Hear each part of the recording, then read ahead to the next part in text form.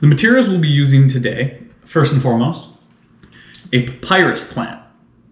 A papyrus plant is native to Egypt. It's usually found growing along the banks of the Nile, but nowadays, with our new technologies, we've been able to grow it elsewhere. It's a pretty rare plant, but you might just be lucky enough to find it at your local garden center. Next is linen that also has a blend of cotton in it. 100% pure cotton, as well as bamboo. One of the special tools we'll be using today is a screen. Otherwise, everything else is usually commonly found around the house, like a sink and a knife and or a scissors. The first paper-like material we will be working with is the papyrus plant. To start, you want to clip the papyrus plant, a single stalk of it, as close to the bottom as possible.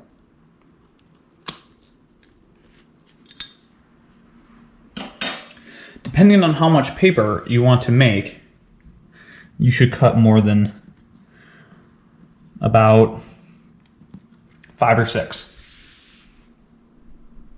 The next step requires a bit of caution. First, what I like to do is make it a little bit easier to work with. So the strips that you cut will eventually end up being the length of your paper. So right about there looks good. So we'll start with that. And you're going to want to take a peeler and or a similar device, depending on what you have at your home. And you want to not only cut this into strips, but you also want to remove the green part, which is the bark of the papyrus plant. So we'll do that just like this.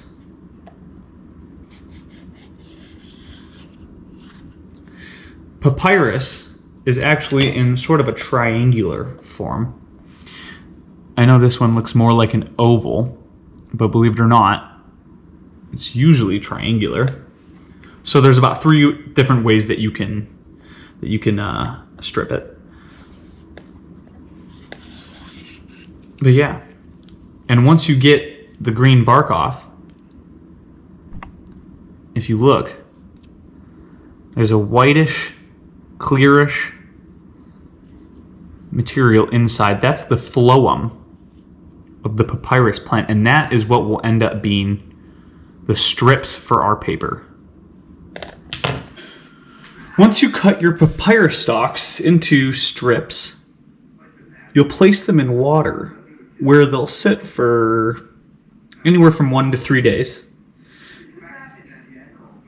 What this does is it helps extract the glue from inside the stalk. That glue will eventually be what holds the strips together to make the paper. Next up, we will start the paper making process, but using cotton, linen, and bamboo.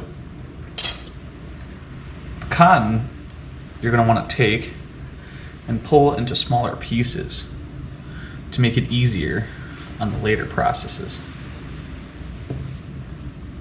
Similarly, the linen, you want to cut small pieces off.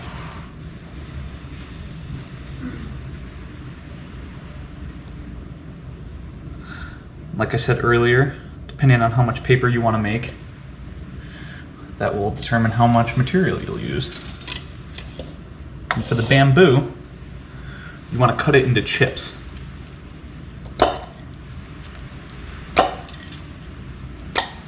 Just like so. Once you have it all cut up, what we're going to do is we are going to boil the cotton and linen for 1 hour, as well as the bamboo.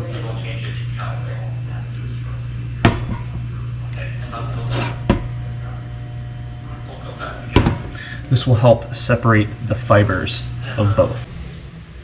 After boiling the linen, cotton, and bamboo, as you can see, we will then take them and put them in the blender so that they can be turned into a pulp. After you've turned your cotton, linen, and or bamboo into a pulp, you will then, after submerging your screen in the sink in water, open up, oops, and pour the pulp onto the screen.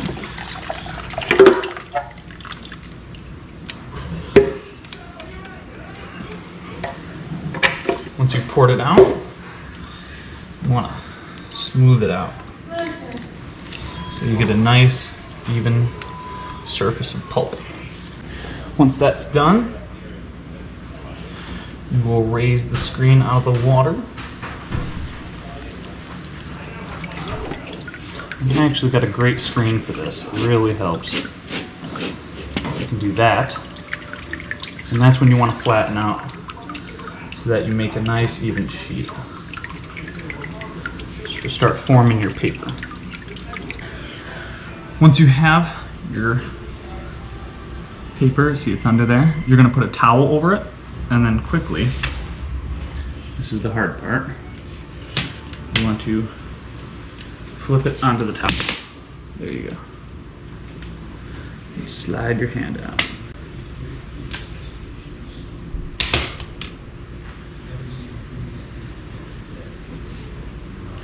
Then you take another towel and you place this towel directly on top of that one. Usually you want to use a rolling pin, but any sort of press will work. We just want to remove the water from the mixture.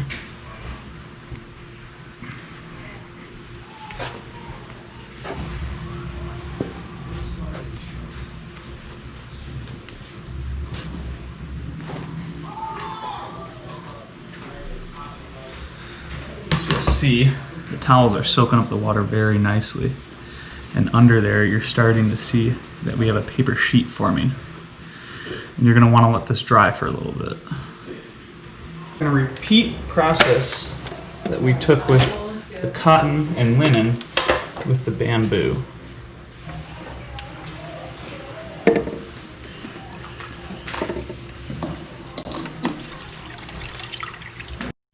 As you can see, both are laid out to dry.